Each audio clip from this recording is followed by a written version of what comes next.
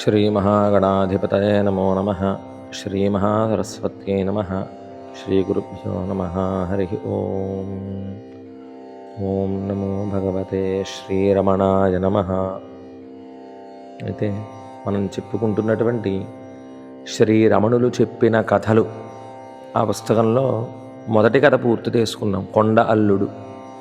నిజంగా భగవాన్ రమణులు ఎంత గొప్పవారంటే, ఎవరైనా చిన్న ప్రశ్న వేస్తే ఆ ప్రశ్నను ఆధారంగా చేసుకుని పురాణాల్లోని, ఇతిహాసాల్లోని, శాస్త్రాల్లోని, వేదాల్లోని నిక్షిప్తమైనటువంటి గొప్ప గొప్ప ధర్మ రహస్యాలను కథల రూపంగా బోధిస్తూ ఉండేవారండి ఆ మహానుభావులు. అందుకనే రమణ మహర్షి చెప్పేటువంటి మాట, రమణ మహర్షి సంబంధించినటువంటి లేఖలు కూడా రమణులు శ్రీరమణుల లేఖలు అని అదొక గ్రంథం కూడా ఉంది. అలాగా ప్రతి చిన్న మాటని నిక్షిప్తం చేశారు భక్తులు. అంటే స్వామివారు అంటే మహాయోగి, తత్వవేత్త మాట్లాడితే ఎంత అద్భుతంగా మాట్లాడతారో అన్నది మనకు స్పష్టమవుతోంది. అయితే రెండో కథగా రమణ మహర్షి ఉమామహేషుల కలహము అని చెప్పడం ప్రారంభించారు. ఉమామహేషుల కలహం ఇది అరుణాచలంలో ఎప్పుడూ జరిగేటువంటి ఒకానొక ఉత్సవం. ఆ ఉత్సవం పేరు తిరువూడల్ అని ఉత్సవం చేస్తారు. అంటే వాళ్ళిద్దరి మధ్య కలహము అని దాన్ని భక్తులందరూ ఉత్సవంగా చేసుకుంటారు. అదే ఏమిటి అని ప్రశ్న వేశారు.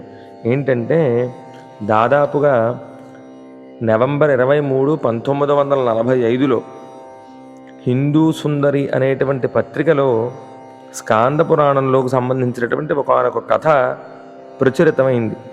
ఒకప్పుడు నారదుని కలహప్రయత్నానికి పార్వతీ పరమేశ్వరులు కూడా గురయ్యారట. లక్ష్మీ విష్ణువులు పాచికలాడుతారే, మీరెందుకు ఆడరు అని నారదుడు పార్వతీ పరమేశ్వరుని ప్రోత్సాహం చేస్తే ఉత్సాహపడి పార్వతీ త్వరపెట్టగా ఈశ్వరుడు ఆడి ఓడిపోవటం, పార్వతీదేవి గర్వించి పరమేశ్వరుని ధిక్కరించి గేలి చేయటం, ఇదంతా వృత్తాంతం. అలా వాళ్ళిద్దరి మధ్య అది గొడవగా మారను. ఇదంతా కూడా కథ చెప్తూ రమణులు దానికి పూర్తి చేస్తూ కథని చెప్పారట. పార్వతీ పరమేశ్వరులకి వివాహమైన తొలి రోజుల్లో ఇరువురు మేరుగిరిపై సేద తీరుతూ ఉండగా ఈ సూర్యాగ్ని చంద్రనేత్రాయ నమః, స్వామివారికి ఒక నామం ఉందండి, సూర్యచంద్రాగ్ని నేత్రాయ నమః, అయితే సూర్యాగ్ని చంద్రనేత్రాయ నమః అని ఒక దాంట్లో ఉంది. అయితే అమ్మవారు ఏం చేసిందంటే వెనక వింటి వెళ్ళి స్వామివారి యొక్క రెండు నేత్రాన్ని ఆవిడ చేతులతో మూసేసింది. అలా మూసేసేసరికి ఎన్నేత్ర త్రితదం సమస్త జగతాం ఆలోక ఏతు సదా, ఎవడి కన్నుల లోకాలన్నిటికీ దృష్టిహేతువో అవి మూతపడేసరికి జగత్తంతా చీకట్లో మునిగిపోయింది. శివుడు వెంటనే చెప్పగానే ఆవిడ చేతులు రెండూ తీసేసింది. అయితే లోకాలు తిరిగి ప్రకాశవంతమయ్యాయి. కానీ అంతకు పూర్వము ఉద్భవించినటువంటి అంధకారం అంతా ఘనీభవించి అదంతా కూడా ఒక రూపాన్ని పొందింది. అతని శివుడు ఏం చేశాడంటే ఆ రూపాన్ని తీసుకెళ్ళి హిరణ్యాక్షుడు అనేటువంటి రాక్షసుడికి అప్పగించాడు.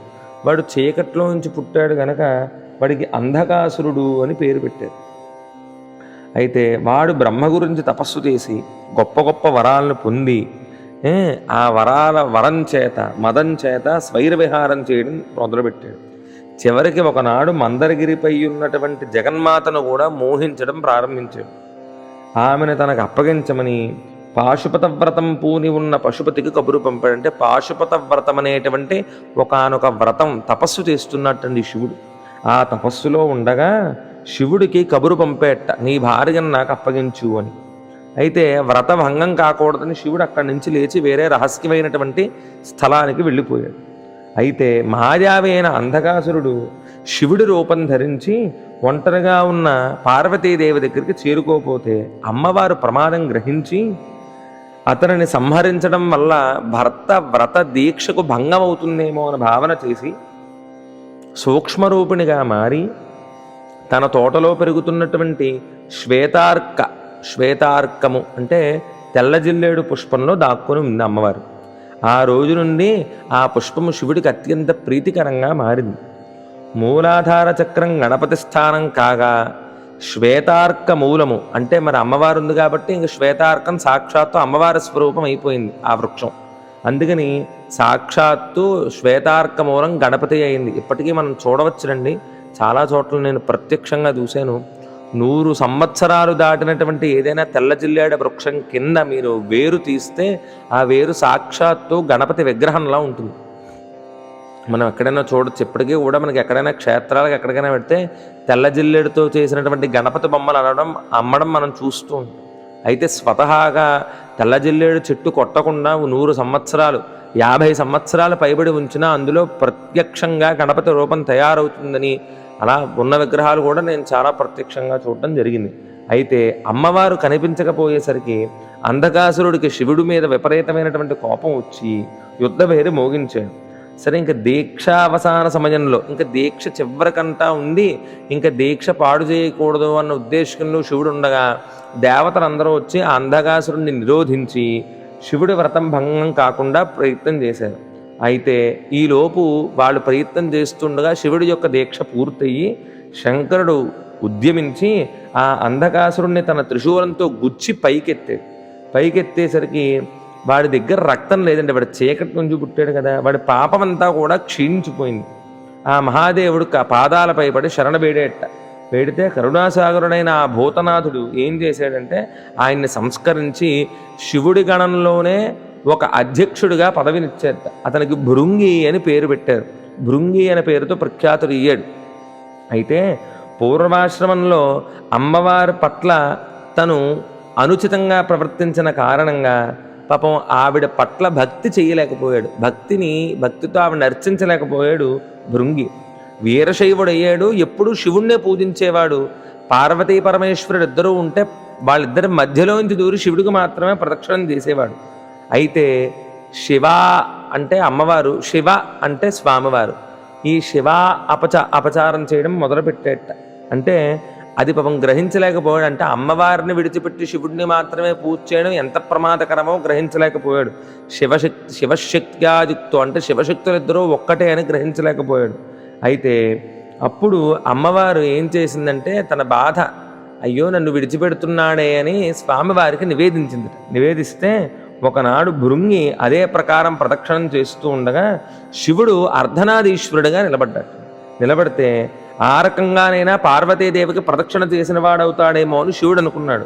అయితే ప్రభువుని మించిన వాడు దాసుడు సూక్ష్మరూపం ధరించి ఒక తొమ్మిదగా మారి ఝంకారం చేస్తూ శివుడికి మాత్రమే ప్రదక్షిణం చేసేలాగా అర్ధనాదీశ్వరుల యొక్క హృదయంలోంచి చొచ్చుకొని పోయి, అంటే రంధ్రం చేసుకుని వెళ్ళి శివుడికి ప్రదక్షిణం మాత్రం చేసి అమ్మవారికి విడిచిపెట్టాడు. దిగ్విజయంగా తన పంతను నెగ్గించుకునేసరికి అమ్మవారు విపరీతమైనటువంటి కోపం కలిగి నీకు ఆహారం లేకుండుగాక అని శాపం ఇచ్చింది. నిరాహారైనటువంటి ఆ భృంగి నీరసించిపోయి నిలవడానికి కూడా అశక్తుడైపోయి ఇంకా ప్రదక్షిణలు ఏం చేయగలడు, ప్రదక్షిణం చేయలేకపోయాడు. శివుడు జాలిపడి అతనికి ఏం చేశాడంటే ముసలితనాన్ని ఇచ్చాడు. ముసలితనం ఇస్తే అంటే అది పోయి ముసలితనం వచ్చేలా శివుడు వరం ఇచ్చాడు. కానీ మూర్ఖత్వం మాత్రం పోలేదు. అప్పుడు శివుడు ఇంక ఇలా కాదని ఆలోచించి ఇది పరిష్కారం కాదని భృంగికి విదేహముక్తిని ఇచ్చాడు. విదేహముక్తి అంటే ఆ శరీరాన్ని విడిచిపెట్టి మరో శరీరంతో తన దగ్గరికి చేరుకునేలాగా శివుడు ఆయనకి విదేహముక్తిని కల్పించాడు.